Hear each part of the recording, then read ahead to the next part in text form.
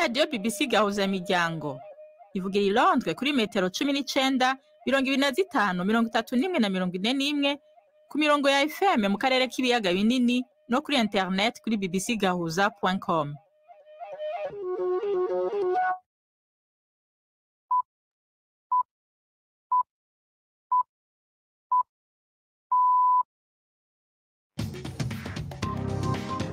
Ubu ni saa 10 n'igice ku isaha mpuzamakungu ya GMT, isaha 12 n'igice mu Rwanda no mu Burundi. Muri kumwe na Nina.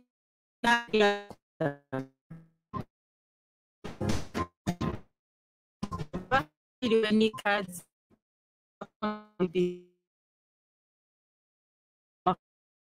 kuri kabiri n'indwi z'ukumunani mu 2024. Mu Burundi umugambwe utavuga rumwe na leta wa SNL ntiwashimye ibibanza wahawe mu migwi yigenga ijejwe gutegura amatora mu 2025 mu ntara no mu makomine. Ni kubera iki? Turavye igihagararo werekanye mu matora aheruka 2020 ufite abashingateka 32 mu nama nshingamateka n'umusenateri, urumva yuko wari umugambwe ukwiye guhabwa ikibanza gikwiye mu itegurwa ry'amatora y'2025. Umuyobozi w'urwego rwa gisirikare ca Ukraine Oleksandr Sirski yagabishije abarusiya bateye ingabo zabo ko bariko bararongereza igitigiri c'ingabo ku rwesero rw'intambara hafi ya Pskov. Ishirahamwe mpuzamakungu rijejwe imfungurwa kw'isi PAM rivuga ko amakamyo ajanye ibifungurwa yinjiye muri Chad. Tubafitiye n'igikino c'urunana nk'uko bisanzwe ku munsi wa kabiri. Iki kiganiro kiyobowe na Mark Niyonkuru.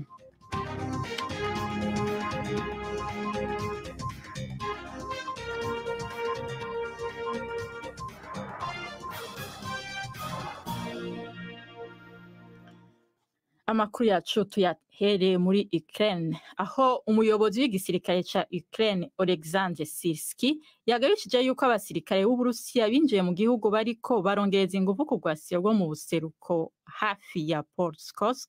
Yagabishije ko ikibazo kitoroshe muri ico gisagara mu gihe Moscow yavuze ko yafashe ikindi kigwati ca Orlivka. Ni inkuru ya Charles Haviland mwumva mwijwi rya Yvette Kabatesi. Ngai y'agaciro wa Pokrovsk warakuze ushize imirina sohotse bibuka mu tuba bucya bigera guhungabanya inzira zinyuzwamo ibigemurirwa abasirikare ba Ukraine, ariko yanemeje ko Kiev yashoboye kwigizayo ingabo z'Uburusiya mu bindi bice bya Ukraine nko mu majyepfo hafi y'agace ka Kursk mu Burusiya, aho Ukraine imaze ibyumweru 3 igeze. Yongeyeho ko ubu Ukraine ifite mu maboko insisiro zibarirwa mu magana i Kursk, kandi ko yafashe abasirikare 600 b'Uburusiya. Hagati aho Perezida Zelensky yavuze ko igitero cy'Uburusiya cyo mu kirere ku munsi wa kabiri mu gitondo cyahitanye abantu 4 gikomeretsa 16. Igisirikare ca Israel kivuga ko carokoye inyagano mu manuko bw'akarere ka Gaza. Kaid Farhan Al-Kadi n'umunyagihugu w'umwarabu wo muri Israel yari yarafashwe kuva mu kw'icumi. Uyu mugabo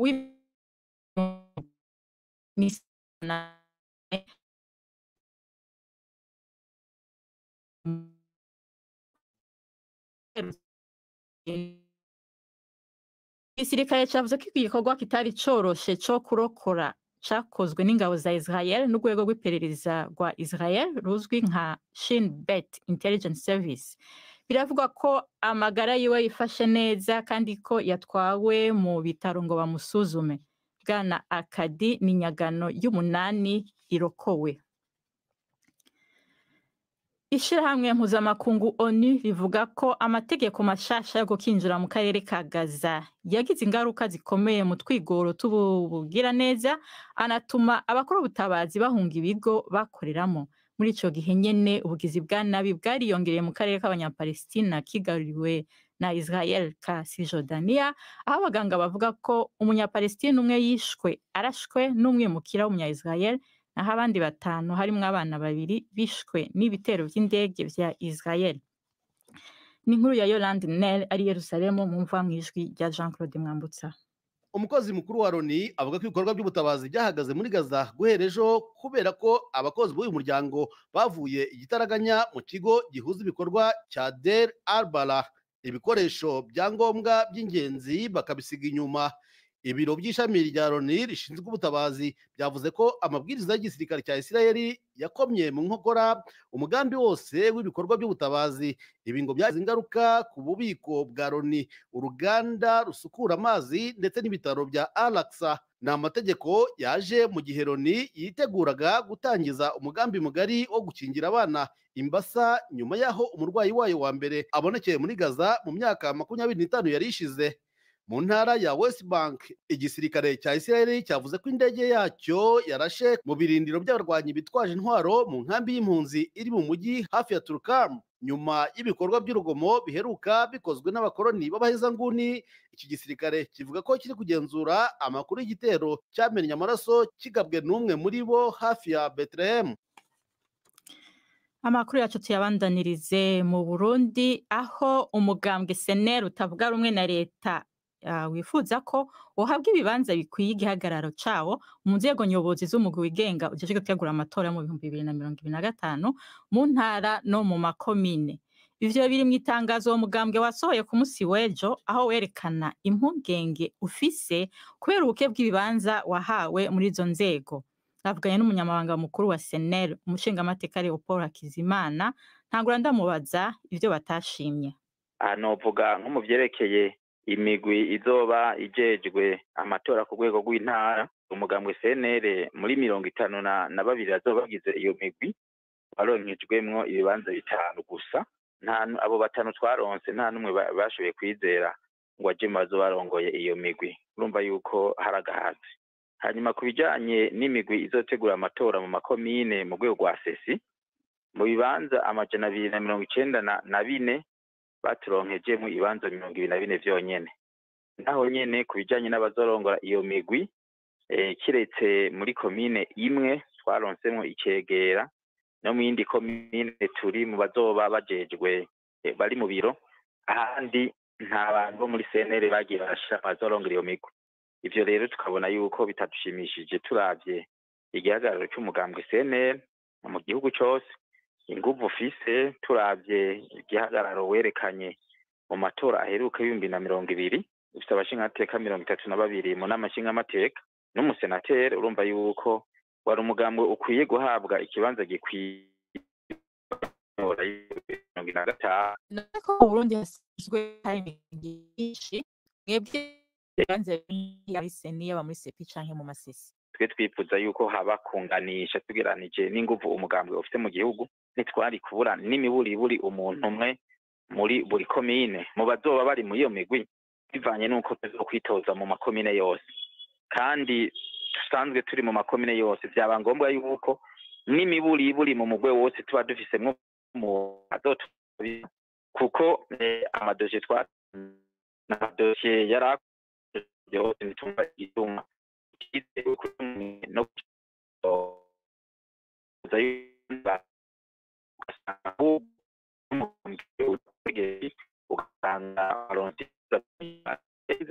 wanashaka ugasanga nk'abazoronga iyo migwi nta bose bava mugambwe uri ku butegetsi.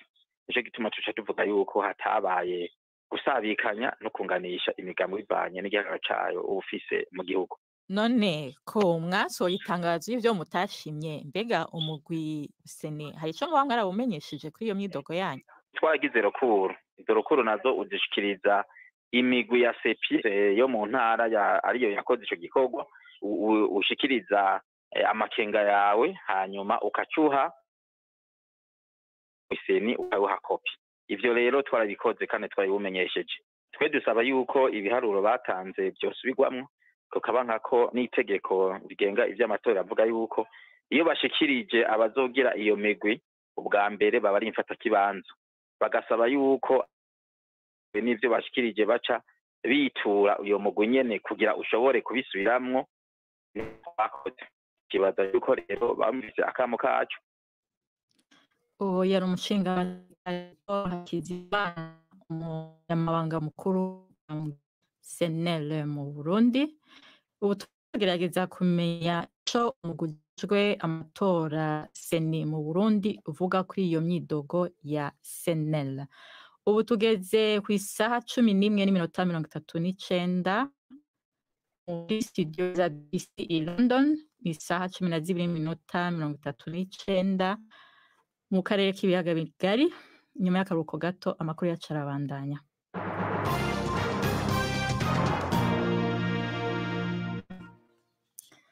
Ishirahamwe mpuzamakungu rijejwe ifungurwa kw'isi PAM rivuga ko urukurikirane rw'amakamyo atwara ibifungurwa rugira kabiri rwinjiye muri Sudani ruciye muri Chad.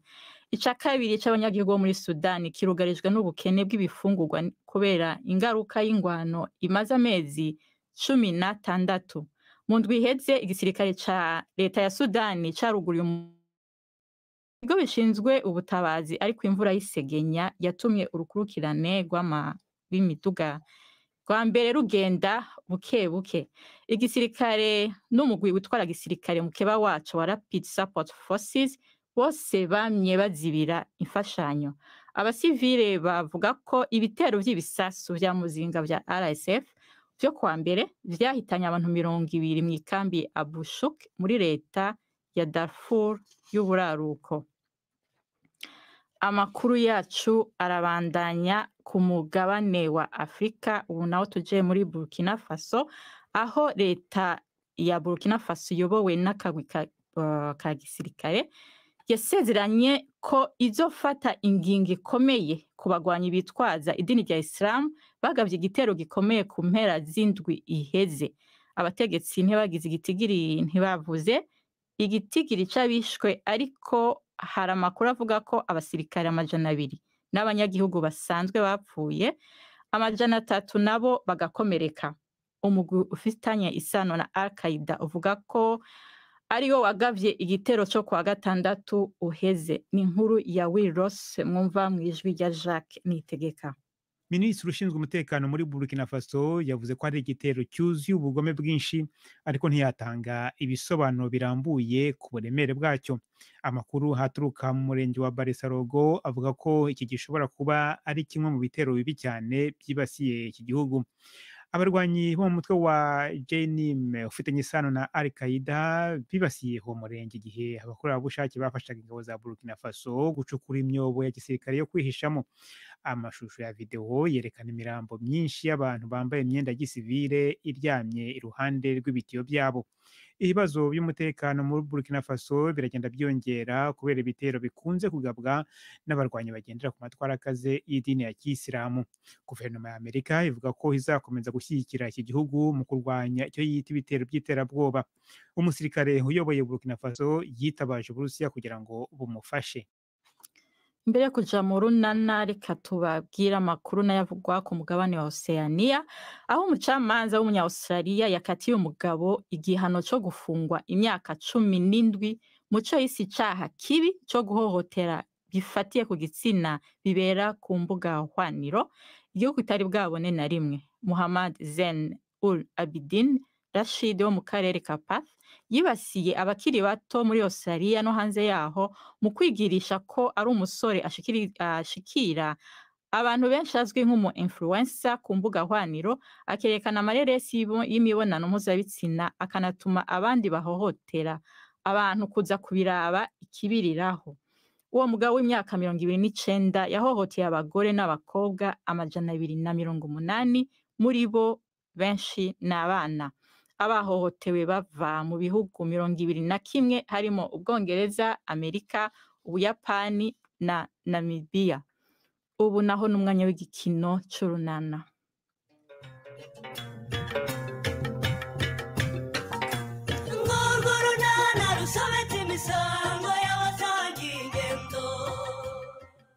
Amakimbirane yo kwa Pascal yafashe indi ntera. Hagati y'ikibazo cya Nadine na Patrick cyageze mu buyobozi. N'urunana.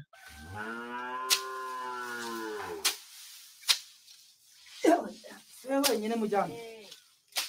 Izuba rwose yaravuye wagira ngo imvura ntizongera kugwa. Muranshakira amahoro se mujyana? Njya kureba nk'umuyobozi w'umudugudu wacu kubera ikibazo cya Nadine. cyamugendekeye bite se kandi?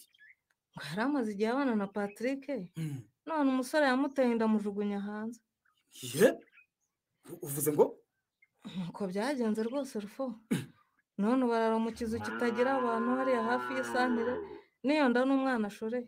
Ariko abantu babaye bate koko? Ubu tuzabagire dute?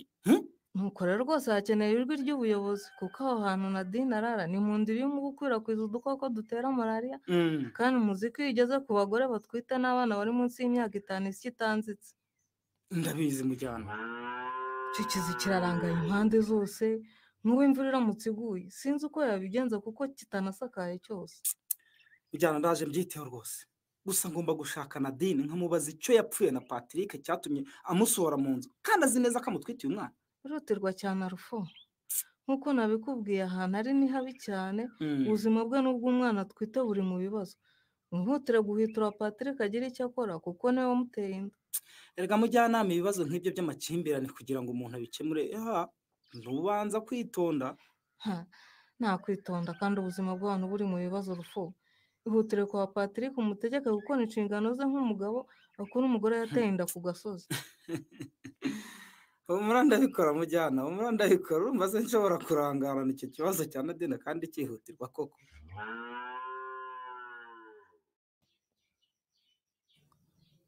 Ubwo se uramutse unyiyenzaho Pasika? Izo mbaraga wiratana umva uzazishaka uziburi, ndabikubwiye kandi guhora wikangata uvuga ngo urandunda ngo uranoba ngo urandiha ngo uramponda ngo urankubita, erega ukabivugira mu bana twabyaye n'abaturanyi. Umva ibyo byose biraje birangire. Sekasha Ariko noneho menya atari wowe uvuga, hari ikindi kikuvugiramo Pasika. umva siri ikintu nikoreye n'ijisho ryaretsemo amaraso byose ari ukubera wowe mukobwaja udashaka ko twumvikana, nutabiryozwa uzangaye. Aha, umva baraduha amafaranga y'ingoboka yo kwita ku bana twabyaye bari munsi y'imyaka 2 aho kuyakoresha icyo yagenewe ukayamarira mu nzagwa. Nagira ngo ndavuze ukadiha mukobwaja, turaje turebane. ndareba n'iki nawe ariko Pasika. Umva niba utaransebeje imbere y'abana banjye n'abaturanyi warasibye mukobwaja, ntibizongera kuko ubu narakaye. Ngo sinkavuge mu rugo rwanjye ndi umuntu w'umugabo koko. Arewe ngo urugo rwawe Pasika warakoze kubaka ye, ubu se nibwo butse kuri umugabo. Ubu njye nkureka rero wigenge boshye ntakiriho. Ariko rero Pascal ndumva babigize birebere nkaho ari ubwa mbere turwanye. Ngo turwana mukobwaja? Turwana cyangwa urankubita nkakwihorera? None se si wowe mukobwaja?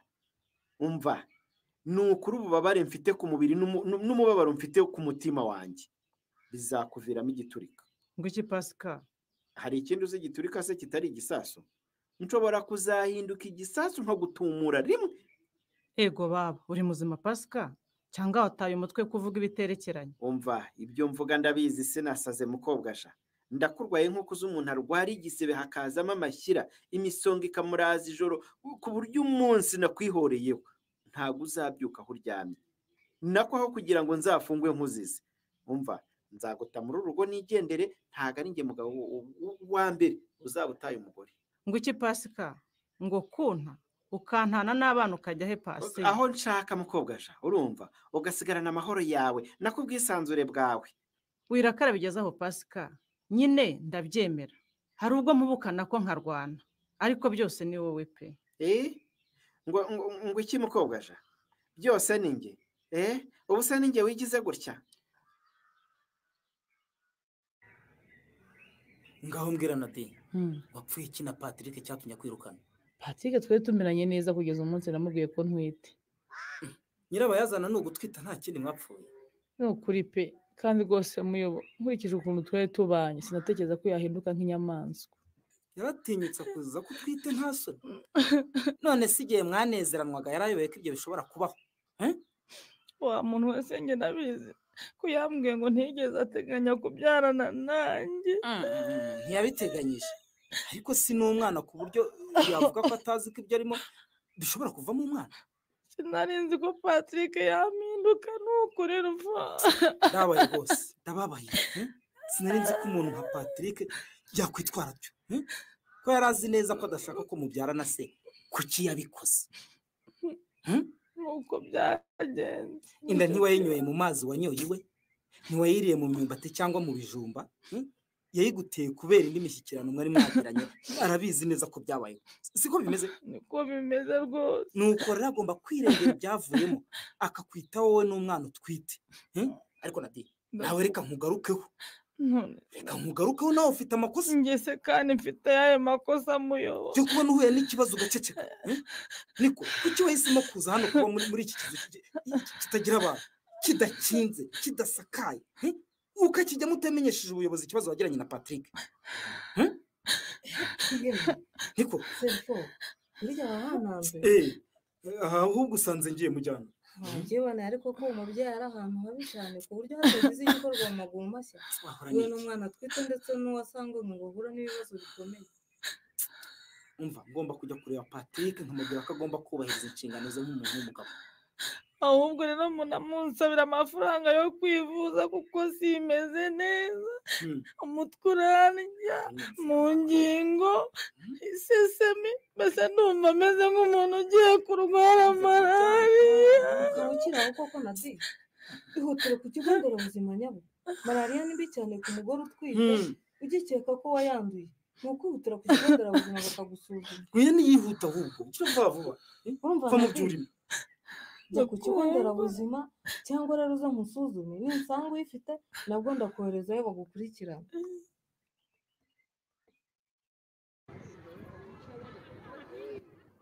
niko se Patrick turetse iby'akazi ubundi amakuru yawe umeze ute ni meza rwose mpagaze bw'umama buja Patrick ni meza kandi bivuga ko wateye inda Nadine warangiza ukamwirukana urumva ari meza kuko amakuru yawe Patrick ariko abantu b'inyarurembo baravuga we baravuga se baravuga iki akariho karavugwa nikoze karame mabuja kumbona amasomo dutanga munsi y'umunyinya baca mu gutwi kumwe agahinguka mu kundi koko bimeze bite niba kwifata byari byakunaniye kuko Nadine ari umukobwa mwiza kandi mwari muri kumwe mu nzu kuki utakoresheje agakingirizo ko kari kugufasha kutamutera inda koko Patrick ni ukuri naragakoresheje pe ariko nyine iyo umuntu agushakisha azi neza ko anagufite neza ntawe wamucikira ubwo se ushatse kuvuga iki Patrick ko atari kumbura nyine buretse gato nitabuye umuntu Patrick allo mama Lopez mwana wanjye ni wowe njyewe mama njyewe amakuru ko nategereje ko wahamagara se mwaheba yo ni meza sheri umva sorry my dear sinaguhamagaye pe ariko nyine no kubera akazi kenshi nsigaye ngira akazi kenshi pe maze nanjye ibintu byose bikandengaho mbabarire mwana wanjye none se mama kumva kumbuye cyane kandi ndabizi ko papa atanyangira kuko ibizamini narabiranye ndabyumva ko udukumbuye cyane kibondo natwe turagukumbuye pe kumbuye nyogokuru kumbuye bakirere n'abandi bose mama kugira ngo tuganire ku bizamini bya leta byagize mbese kumbuye nyarurembo yose mama ndakumva rwose mwana wanjye ariko ubu none hasi nakubwira ngo ngwino gusa nzakubwira kibondo sibyo ariko se mama uritegura kuzagira nk'umwamikazi koko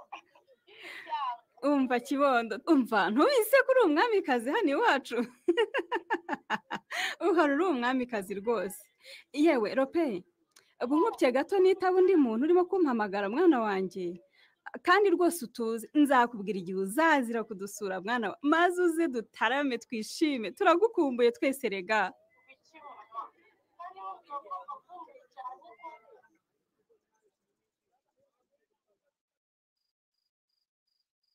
inka yarwaje kare uracyari hano Pascal sumubuye nguyu hano mu nguni busho niko Pascal simperuka wajyanye na mukobwa jana nanjye nari ko batahanye da ntaho nagiye none se urakora icyaha ahantu hiherereye Pascal ni ibiki rwose mwakwicucekeye mwabagabo mwe ko ari njye bagabo barabona bavuze ntabwo twaceceka Pascal tubwire ko hari abagabo ntihapfa abandi shaka tubwire reka nkuremo ingofero mwirebera ishyundu nikoreye mwabagabo dore ye baba we ndareba nabonaga ijisho ryatukuye ryanabyimbye nkagira ngo nicyo kibazo ufite cyonyine none burya ni uko wabaye buriya kwari ukubeshya nta rukuta nagonze nta kindi nazize rwose ibi ni ibipfunsi ariko se bya bipfunsi byagira niko Pascal warwanye n'umuteramakofi warwanye niko yeba mukobwa jana niwe wangiza atya busho dupfa amafaranga y'ingoboka mukobwa jana buretse gato niko Pascal ndakumva ko mwarwanye mupfa amafaranga y'ingoboka amwe ahabwa abagore batwite n'abafite abana bari munsi y'imyaka 2 ngo bo mu miryango ikennye nayo rwose nagize ngo ndamubuza kuyakoresha nabi umva abarahagurutse nk'iyagatera arampondagura koko none ubu nafashe icyemezo cyo kudasubira mu rugo ariko si icyemezo cyo numva nacyo kidasobanutse umuntu w'umugabo umugore arakumenesha pe ibyo ntabwo bishoboka Pascal umva mbaye muhunze gato mu gihe nkitegura uko nzihorera Stefa kuko mufitiye inzika ku buryo nzamukorera ikintu atazibagirwa mu buzima bwe umva nako azacika ururondogoro ajya agenda abwira abagore bose ko umugabo yamukosoye oya Pascal oya rwose ibyo bintu si byo aho kugira ngo ubike inzika uzakora amahano ngo urihorera kuri mukobwa ube wakora ibintu bibi ahubwo bagana ubuyobozi bwose ukamureka ikibazo urumva ari ikibazo k'abagabo bajya kurega abagore none se abagore bajya kurega abagabo bakora abagore nyine ubu Pascal azagende no mu buyobozi ku murongo w'abagore baje kurega abagabo atinyuka atinze kurega umugore wanjye mukobwa ararambuye kubera icyo atabikora ntawe nyumvire pe umugore wose ngewe ntagaye na Stefan hamwe araguhaputi oya kuko urumva ibyo kujya mu buyobozi kurega umugore ngo aramubita bitagayitse kuko biragayitse rwose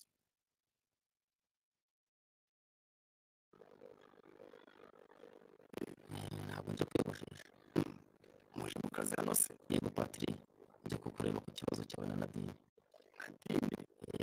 Nadine se n'umunagani umunagani Patri cyane rwose ko birakureba cyane kuko atwite inda wamuteye ariyo mpamvu ngira ngo nsobanure impamvu yaguteye gutenyuka kwirukana umugore ugutwite umwana akamuri ku gasozi ubwo rero kukuregera nta n'isoni yarega atarega ndagusaba kwisubiraho Patri ukagarura Nadine mu rugo urumva ukirengagiza ibibazo byose mufitanye kuko ubuzima bw'umubyeyi utwite n'ubw'umwana utwite n'ubuturiye njyewe ngarurira yenda yo mu rugo rwanjye ko wari uzi neza ko hari inda yakucyo guteye inda ariko abantu bagiye kujya bagira neza babizire uriya mugore namwinjije iwanjye asabye icumbi kuko atarafite ahajyana umwana we ibyo kubyara rero nta gahunda yabyo nari mfitanye nawe amva neza rwose igihe cyose nakoreshaga agakingirizo uriya mugore arangira ntega inzoga turanywa turasinda birangira bigenze kuriya agomba kwirengera ingaruka zabyo rero ntabwo yazirengera wenyine kandi umwana atwite ari uwa nyine ngenda kumubwira ngo nta mwana nshaka nta n'umugore ariko Patri ugomba kwita kuri Nadine n'umwana atwite kuko niwe wamuteye inda ariko ubundi urambwira icyo ushingiye ku kintu Nadine ko abantu bose bazi ko ari inda hano mu isandire imwe